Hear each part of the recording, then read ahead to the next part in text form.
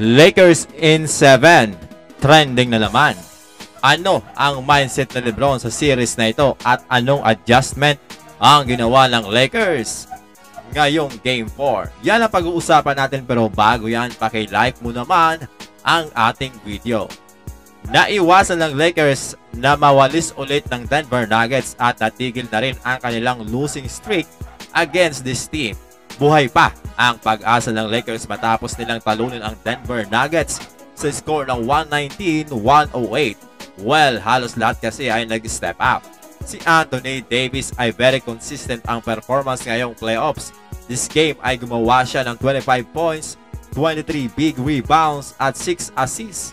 Si LeBron James ay nanguna with 30 points, 5 rebounds at 4 assists. Malaking bagay din ang pag-step up ng kanilang mga gwardiya. Gumawa si Austin Reeves ng 21 points at 6 assists. Samantalang 21 points din ang naiambag ni D'Angelo Russell, samahan pa ng 4 rebounds, 4 assists at 4 na 3-pointer. Well, last game kasi hindi man lang nakascore etong si D'Angelo Russell, kaya naman batikos ang kanyang napala. Medyo hindi pa nagustuhan ang kanyang ipinakitang attitude na parang bumigay na at hindi nakisama sa huddle ng Lakers. Maging si Draymond Green ay hindi ito nagustuhan at kinall out siya. Ayon kay Darvin Ham, may tiwala siya dito kay D'Lo at umaasang magbabounce back ito sa Game 4 na talagang ginawa niya naman, mga amigo. Ayon kay D'Lo, malaki daw ang tiwala niya sa kanyang sarili at hindi niya kailangan ang tiwala ng iba. Pero na-appreciate niya daw ito, ayon kay D'Lo. Sa press conference, mga amigo, ay sinabi din ni D'Lo na kaya sila nanalo dahil lahat daw talaga ay very aggressive at talagang ginagawa nila ito in a consistent basis. Lahat daw ay gustong lumaban at mag-compete. Well, dapat ganyan talaga ang mindset nila every game. Sayang sana kung nanalo sila sa Game 2, di all-to na sana ang series, mga amigo. Ang naging adjustment ng Lakers dito ay naging facilitator si AD at si LeBron James naman ay naging cutter. Dati si Rui ang gumagawa nito, kaso panay palya sa ilalim. This game, nagkaroon ng magagandang baseline cut si LeBron James kasama na ang alley-oop pass na ito mula kay D'Angelo Russell sa 4th quarter. Yun nga lang, may play na nagalit pa si LeBron James sa coaching staff dahil hindi challenge ang play na ito. Kitang-kita na nabitawan nga ni KCP ang bola at hindi man lang nahawakan ni LeBron. Halos mag-hysterical na si LeBron, mga amigo, tapos nagkaroon pa ng easy layup itong si Murray.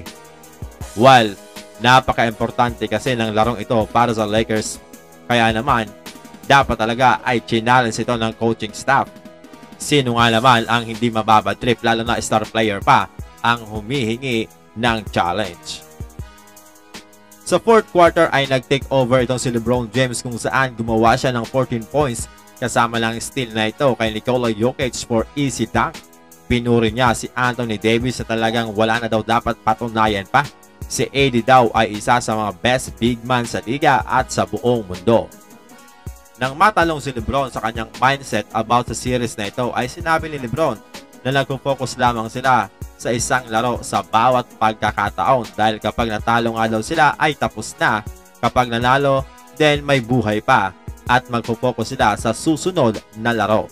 Susubukan daw nilang maglaro ng magandang basketball at titignan kung ano ang magiging outcome nito. Sa April 30, alas 10 ng umaga, mga amigo, that is Tuesday, ang susunod na laro ng Los Angeles Lakers sa tahanan yan ng Denver Nuggets. Subuhay na buhay pa ang laban.